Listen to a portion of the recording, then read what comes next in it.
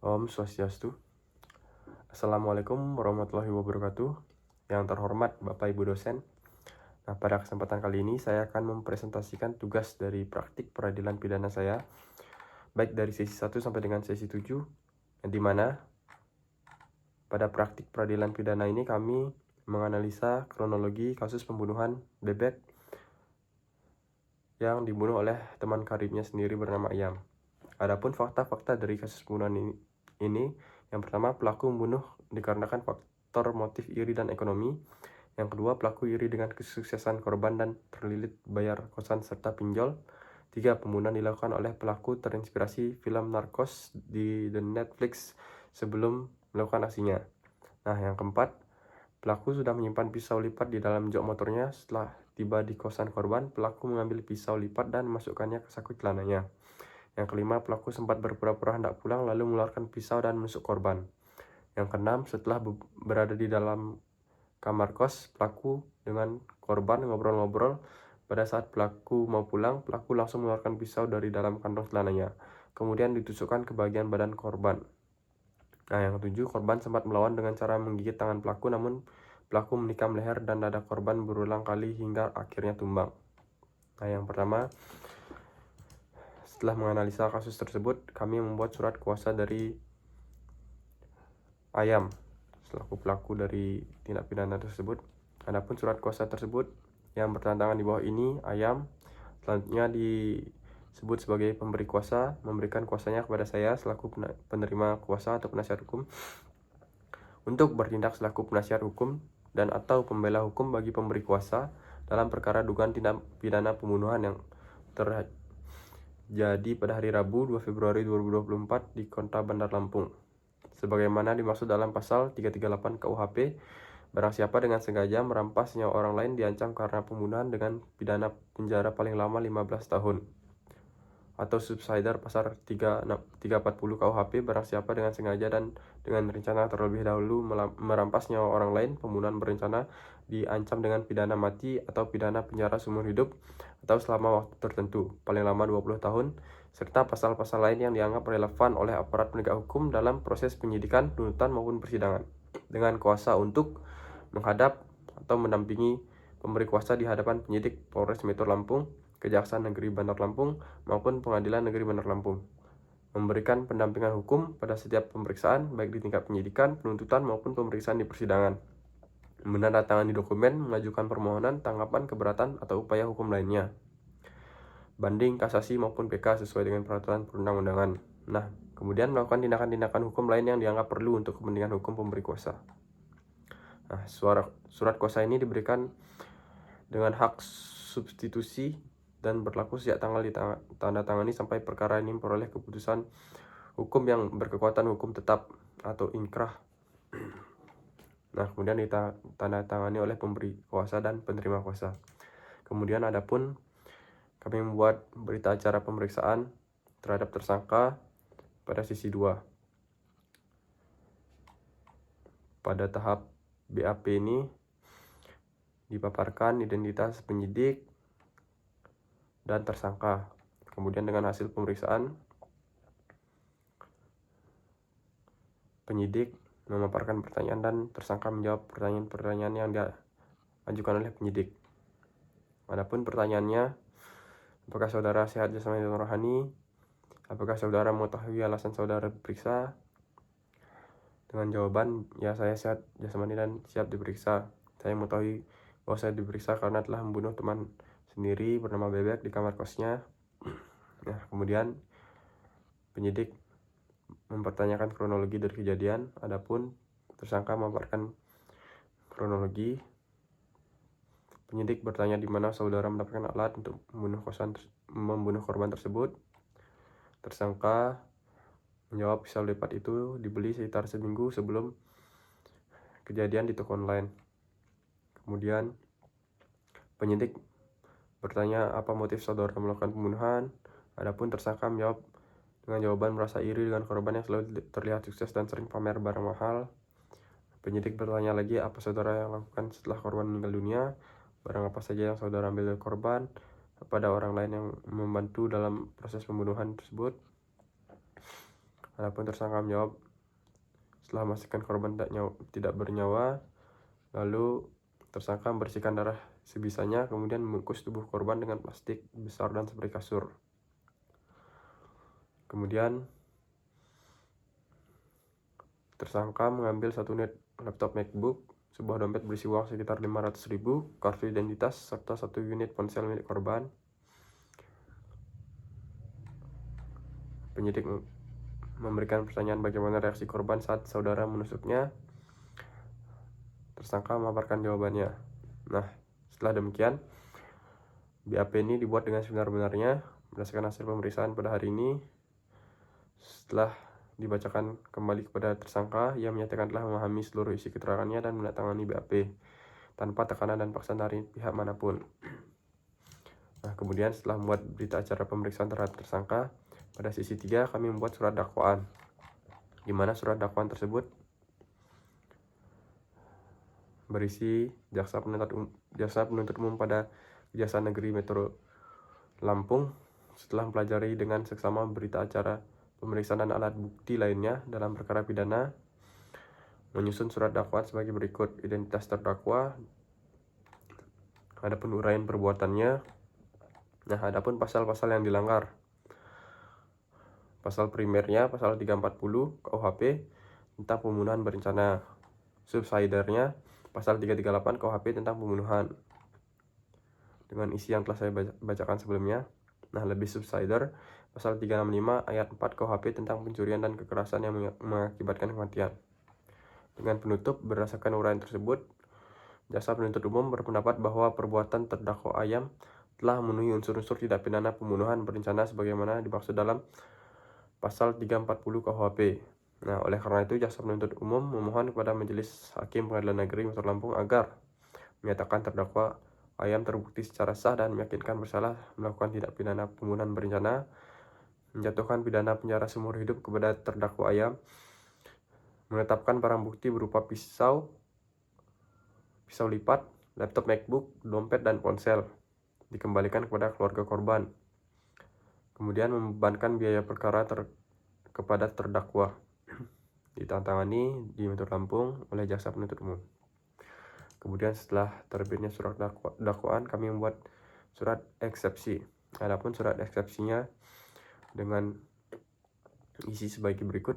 Nah, Pengadilan Negeri Bandar Lampung, surat eksepsi atau nota keberatan, nomor perkara sekian, identitas penasihat hukum, bertindak untuk dan atas nama serta sebagai penasihat hukum terdakwa atas nama Ayam berdasarkan surat kuasa khusus tersebut, mengajukan eksepsi atau nota keberatan terhadap surat dakwaan dari jaksa penuntut umum dengan alasan-alasan sebagai berikut.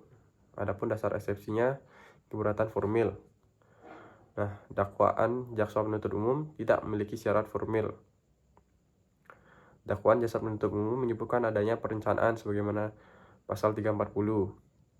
Namun uraian yang disajikan hanya berupa terdakwa menyimpan pisau lipat di dalam jok motornya sebelum terdakwa menonton film Narkos di Netflix dan motif iri dan ekonomi. Uraian tersebut tidak cukup untuk membuktikan adanya perencanaan yang matang sebagaimana dimaksudkan pada pasal 340. Perencanaan pada pasal 340 haruslah jelas mengandung rentang waktu yang cukup antara niat untuk membunuh dan pelaksanaan pembunuhan, proses pemikiran yang matang, perbuatan-perbuatan konkret yang menunjukkan pengambilan keputusan definitif untuk membunuh, fakta penyimpanan pisau lipat yang merupakan barang untuk keselamatan diri, dan menonton film bukanlah perbuatan yang menunjukkan perencanaan yang matang untuk membunuh. Nah, yang kedua, dakwaan tidak memiliki syarat formil sebagaimana pasal 143 ayat 2 huruf B KUHP. KUHP. Dakwaan jaksa penuntut umum tidak menguraikan dengan jelas kapan, di mana, dan bagaimana perencanaan pembunuhan itu dilakukan. Apakah perencanaan itu dilakukan seminggu sebelumnya, sehari sebelumnya, dan atau pada saat yang sama dengan pelaksanaan. Hal ini sangat penting untuk menentukan apakah benar-benar ada perencanaan yang matang atau hanya keputusan mendesak. Nah, surat dakwaan kabur yang ketiga. Dakwaan jaksa menyebutkan barang bukti berupa laptop MacBook, dompet, dan ponsel yang diambil oleh terdakwa, namun perbuatan ini tidak diuraikan secara terpisah sebagai tindak pidana pencurian dan sebagaimana pasal 362 KUHP atau pencurian dengan kekerasan sebagaimana dimaksud pada pasal 365 KUHP. Tidak jelas apakah pencurian ini merupakan motif, akibat, atau tindak pidana yang terpisah. Ketidakjelasan ini merugikan hak terdakwa untuk mempersiapkan pembelaan yang matang. Nah, yang keempat, identitas barang bukti tidak jelas. Dakwaan menyebutkan pisau lipat sebagai alat pembunuh, namun tidak ada uraian yang jelas tentang identitas pisau lipat tersebut. Nah, di mana pisau lipat tersebut ditemukan dan diamankan oleh penyidik. Hasil pemeriksaan forensik mengenai kecocokan pisau lipat dengan luka pada korban. Adapun pemeriksaan DNA atau sidik jari pada pisau lipat tersebut. Nah, tanpa uraian yang jelas dan detail mengenai barang bukti, maka dalam pemeriksaan di persidangan akan kesulitan untuk mengidentifikasi apakah pisau lipat yang dijadikan barang bukti merupakan pisau lipat yang benar-benar digunakan untuk membunuh korban. Adapun keberatan material yang diajukan, yang pertama, unsur perencanaan dalam pasal 340 KUHP tidak terpenuhi. Nah, berdasarkan uraian jaksa penuntut umum, perbuatan terdakwa lebih tepat dikualifikasikan sebagai tindak pidana pembunuhan biasa sebagaimana pasal 338 KUHP, bukan pembunuhan berencana sebagaimana pasal 340 KUHP. Alasannya sebagai berikut. Nah, yang pertama, tidak terdapat fakta menunjukkan adanya rentang waktu yang cukup antara niat terdakwa untuk membunuh dan pelaksanaan pembunuhan. Yang kedua, menyimpan pisau di motor bukan serta-merta dapat dipandang sebagai pertanda bahwa terdakwa telah merencanakan pembunuhan. Banyak orang yang bawa pisau laptop untuk keamanan pribadi dan keperluan lainnya. Yang ketiga, fakta terdakwa dan korban terlihat baik-baik saja ketika berada di kos dan tidak ada pertengkaran menunjukkan bahwa pembunuhan terjadi secara mendadak, bukan hasil dari perencanaan yang matang. Nah, yang terakhir, inspirasi dari film Narcos bukan merupakan bukti perencanaan. Motif iri dan ekonomi bukan bukti perencanaan. Nah, terdapat keraguan mengenai kesengajaan. Fakta bahwa korban telah melawan dengan cara menggigit tangan terdakwa menunjukkan bahwa terdapat perlawanan fisik dari korban. Hal ini mengindikasikan bahwa pembunuhan terjadi dalam situasi yang dinamis dan tidak terencana dengan baik. Nah, adapun kami mengajukan permohonan sebagai berikut. Berdasarkan uraian yang telah kami jelaskan di atas tadi, kami selaku penasihat hukum terdakwa dengan hormat memohon kepada Majelis Hakim Pengadilan Negeri Bandung, Lampung yang memeriksa dan mengadili perkara ini untuk menerima dan mengabulkan eksepsi terdakwa atau penasihat hukum terdakwa untuk seluruhnya. Yang kedua, menyatakan surat dakwaan jaksa penuntut umum dengan nomor registrasi batal demi hukum atau setidak-tidaknya tidak dapat diterima. Nah, yang ketiga, memerintahkan jaksa penuntut umum untuk memperbaiki dan menyusun kembali surat dakwaan yang jelas, cermat, dan lengkap sesuai dengan ketentuan pasal 143 ayat 2 KUHP. Nah, dan apabila majelis hakim berpendapat bahwa dakwaan dapat diterima, maka kami mohon agar dakwaan diubah menjadi pasal 338 KUHP, pembunuhan dari pasal 340 KUHP, pembunuhan berencana. Yang terakhir, membebankan biaya perkara ini kepada negara. Nah, demikian eksepsi yang diajukan. Atas perhatian dan kebijakan majelis hakim yang mulia, kami ucapkan terima kasih. Tertanda-tangan penasihat hukum dari terdakwa. Kemudian setelah itu terbitlah surat replik atau putusan sela. Nah, adapun amar putusan sela yang terbit sebagai berikut. Demi keadilan berdasarkan ketuhanan yang Maha Esa, Pengadilan Negeri Bandar Lampung yang memeriksa dan mengadili perkara pidana atas nama terdakwa Ayam telah membaca surat dakwaan, surat eksepsi, dan tanggapan jaksa penuntut umum atas eksepsi dari penasihat hukum terdakwa, telah mendengar keterangan dari penasihat hukum, pendapat jaksa penuntut umum, dengan menimbang bahwa eksepsi yang diajukan penasihat hukum terdakwa pada pokok menyatakan sebuah surat dakwaan dari JPU, jaksa penuntut umum, karena tidak jelas uraian mengenai perencanaan sebagaimana dimaksud dalam pasal 340 KUHP, surat tidak jelas kedudukan barang bukti yang disebutkan oleh dalam dakwaan. Yang kedua, bahwa setelah majelis hakim memeriksa dan dengan seksama bahwa surat dakwaan jaksa penuntut umum telah memuat identitas terdakwa yang jelas, uraian tidak pidana, dan didakwaan secara terperinci waktu dan tempat kejadian perkara serta pasal yang didakwakan. sebagaimana syarat formil yang diatur dalam pasal 143 ayat 2 huruf A dan B KUHP. Nah, yang ketiga, bahwa dalam surat dakwaan tersebut telah dijelaskan secara rinci mengenai latar belakang rencana pembunuhan, yaitu faktor iri dan ekonomi yang dirasakan terdakwa terhadap korban. Persiapan yang dilakukan terdakwa sebelum melakukan tindakan, yaitu menyimpan pisau lipat di dalam jok motornya. Adapun rangkaian perbuatan yang menunjukkan adanya perencanaan sebagaimana dimaksud pasal 340 KUHP, dan kedudukan barang bukti yang jelas dalam konteks perbuatan pidana.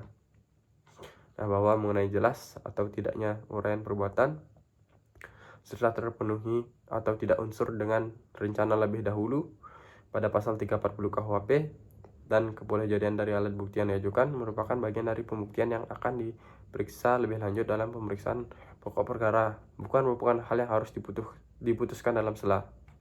Nah, bahwa oleh karena itu eksepsi penasihat hukum terdakwa mengenai dakwaan kabur dan tidak jelas harus ditolak. Bahwa surat dakwaan jaksa penuntut umum telah memenuhi syarat formil dan material sebagaimana dimaksud dalam pasal 143 ayat 2 KUHP, sehingga pemeriksaan perkara dapat dilanjutkan ke tahap pemeriksaan pokok perkara. Dengan mengingat pasal 143 ayat 2 huruf A dan B KUHP, pasal 340 KUHP, peraturan perundang-undangan lainnya yang berlaku dan relevan, dengan mengadili, menolak eksepsi atau nota keberatan yang diajukan oleh penasihat hukum, menyatakan bahwa surat dakwaan jaksa penuntut umum telah memenuhi syarat formil dan material. Yang ketiga, merintahkan pemeriksaan perkara pidana atas nama terdakwa dilanjutkan dengan pemeriksaan pokok perkara, yang kemudian membebani biaya perkara dalam putusan akhir. Nah, demikian diputuskan dalam musyawarah Majelis Hakim Pengadilan Negeri Bandar Lampung pada hari yang tertera, dengan dibubuhi tantangan dari hakim, ketua majelis, hakim anggota, dan panitera. Nah, kemudian setelah itu kami menganalisa dan membedakan alat bukti dan barang bukti pada perkara pidana tersebut. Yang pertama, alat bukti dan barang bukti. Alat bukti dan barang bukti merupakan dua konteks yang berbeda. Adapun alat bukti dibedakan menjadi 5. Yang pertama, keterangan saksi. Saksi-saksi yang berperan, tetangga-tetangga dari kos 1-3 orang, keluarga korban, pemilik kos, petugas dari Polres Metro Lampung, ahli bedah, patologi, forensik. Nah, yang kedua ada keterangan ahli. Keterangan ahli-ahli yang diperlukan: ahli patologi forensik, ahli serologis atau DNA, ahli teknik rekonstruksi kasus, ahli forensik digital, ahli psikologi dan psikiater forensik. Nah, yang ketiga yang merupakan bagian dari alat bukti merupakan surat atau dokumen. Dokumen-dokumen yang relevan seperti laporan polisi, dokumen akademik, catatan medis, bahkan data pembelian pisau, resensi atau nonton film narkos tersebut, dana kamar kos. Kemudian ada petunjuk sebagai alat bukti ya. Yang keempat, nah, dalam kasus tersebut ditemukan petunjuk-petunjuk seperti temporal petunjuk, korban tidak ada di kabar selama 2 minggu, pelaku ditangkap pada tanggal 4 Februari, petunjuk timeline menunjukkan pelaku segera ditangkap setelah kejadian. Spasial petunjuk, jenazah ditemukan di kamar kos, pisau ditemukan di tangan pelaku atau di lokasi kejadian. Petunjuk menempatkan pelaku di TKP saat kejadian. Nah, ada behavioral petunjuk, merupakan pelaku berpura-pura hendak pulang lalu tiba-tiba mengeluarkan pisau. Pelaku berupaya menyembunyikan jenazah dengan membungkusnya. Penunjuknya tindakan tersembunyi menunjukkan kesadaran bersalah. Ada motif petunjuk dan physical evidence petunjuk. Nah, yang kelima ada keterangan terdakwa. Keterangan potensial terdakwa ayam telah mengaku dan mengingkarkan terhadap perbuatan, alasan melakukan pembunuhan, penjelasan terhadap pisau lipat, penjelasan terhadap usaha menyembunyikan jenazah, penjelasan tentang pengambilan barang-barang korban. Nah, kemudian pada konteks yang kedua, barang bukti. Adapun barang bukti yang dimaksud dalam kasus perkara tersebut: pisau lipat, laptop MacBook, dompet korban, ponsel atau telepon genggam, plastik besar, spray, kain kasur. Nah, jenazah korban, pakaian pelaku, motor pelaku, jam tangan atau personal item dari korban maupun pelaku. Nah, itu merupakan dua konteks dari barang bukti dan alat bukti yang berbeda.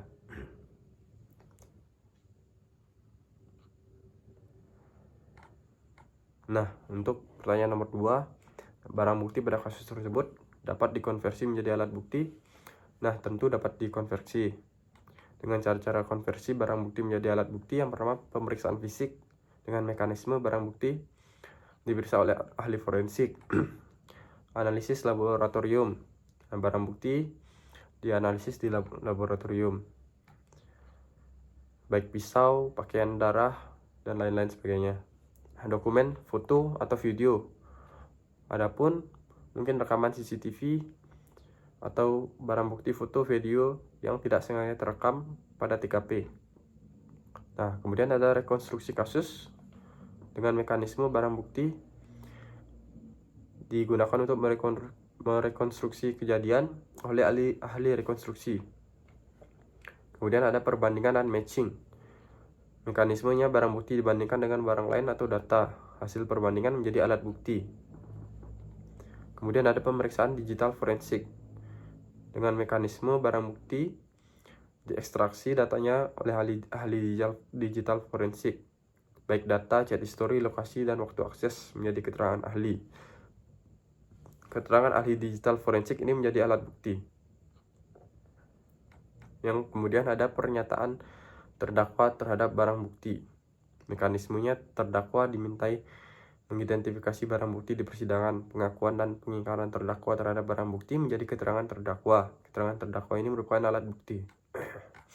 Jadi demikian cara mengkonversi barang bukti menjadi alat bukti yang sah. Nah, kemudian setelah itu adapun surat tuntutan yang dikeluarkan oleh Kejaksaan Negeri Bandar Lampung dengan identitas terdakwa Ayam. Dakwaan bahwa terhadap Ayam telah didakwa dengan surat dakwaan nomor registrasi sekian. Dakwaan primar melanggar pasal 340 KUHP yang menyatakan barang siapa dengan sengaja dan dengan rencana lebih dahulu merampas nyawa orang lain diancam karena pembunuhan berencana dengan pidana mati atau pidana penjara seumur hidup dan pidana penjara sementara paling lama 20 tahun. Dakwaan subsider melanggar pasal 338 KUHP yang menyatakan barang siapa dengan sengaja merampas nyawa orang lain diancam karena pembunuhan dengan pidana penjara paling lama 15 tahun. Nah, fakta-fakta yang terungkap di persidangan berdasarkan hasil pemeriksaan di persidangan baik dari keterangan ahli, saksi, terdakwa, alat bukti, surat, dan barang bukti lainnya diperoleh fakta sebagai berikut bahwa benar korban ditemukan meninggal dunia dalam kamar kosnya pada tanggal 2 Februari 2024 dengan luka tusukan di leher dan dada. Bahwa benar terdakwa Ayam, teman dekat korban, terakhir kali bersama korban sebelum kejadian.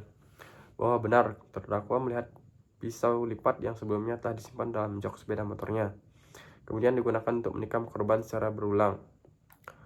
Bahwa benar setelah menusuk korban hingga meninggal dunia, terdakwa mengambil barang-barang milik korban berupa laptop, MacBook, dompet, dan ponsel genggam. Bahwa benar terdakwa berupaya menyembunyikan jasad korban dengan cara membungkus menggunakan plastik besar, spray, dan pengawet, serta wangian agar tidak cepat tercium bau busuk. Kemudian bahwa benar terdakwa membunuh korban karena motif iri hati dan faktor ekonomi, serta telah mendapat inspirasi dari tayangan film Narcos. Kemudian bahwa benar korban sempat melawan dengan cara menggigit tangan terdakwa, namun terdakwa terus menikam leher dan dada korban secara berulang, hingga akhirnya korban tumbang dan meninggal dunia.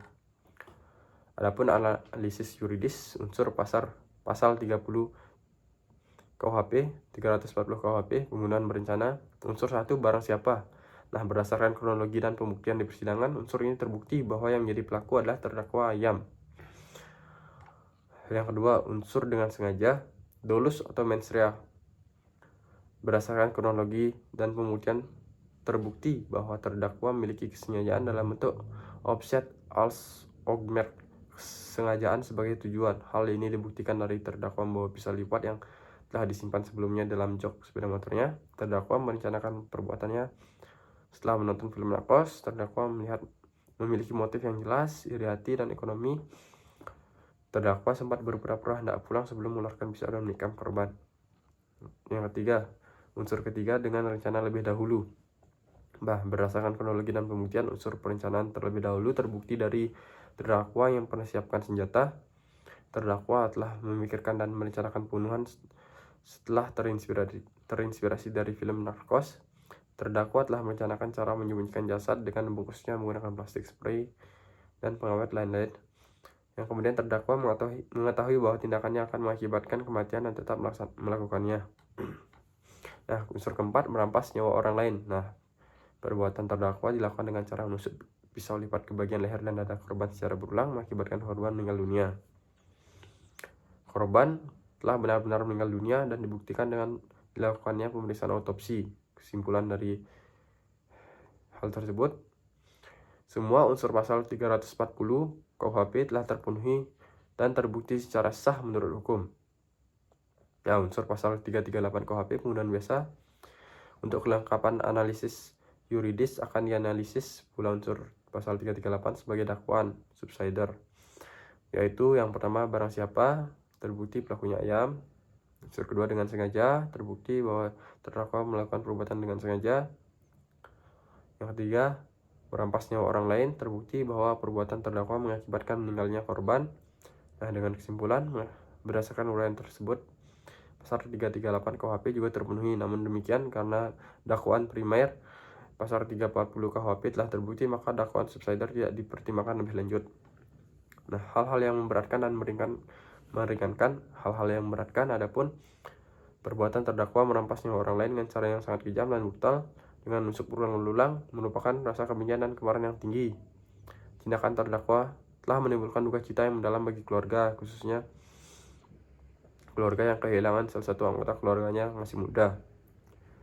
Ketiga, perbuatan terdakwa dilakukan dengan perencanaan yang matang, membuktikan adanya kesadaran penuh terhadap perbuatan yang dilakukan dan akibatnya. Terdakwa tidak hanya membunuh, tapi juga melakukan pencurian dan mengambil barang-barang korban. Yang kelima, terdakwa berupaya menyembunyikan jasad korban dengan membungkusnya menggunakan plastik, spray, dan lain-lain. Perbuatan terdakwa dapat mengguncang kepercayaan publik terhadap keamanan lingkungan. Hal-hal yang meringankan. Tuntutan, jaksa penuntut umum memohon kepada Majelis Pengadilan Negeri Bandar Lampung untuk menjatuhkan putusan menyatakan terdakwa telah terbukti secara sah dan meyakinkan bersalah melakukan tindak pidana pembunuhan berencana sebagaimana diatur diancam pidana dalam pasal 340 KUHP.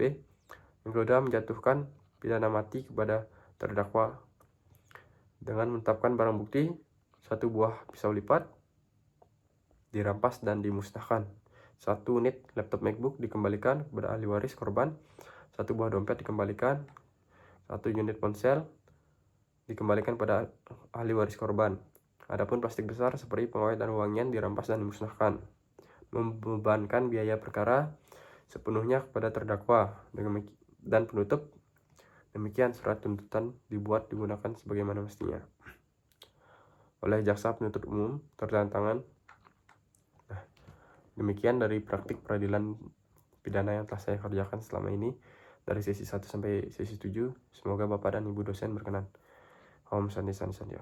Assalamualaikum warahmatullahi wabarakatuh.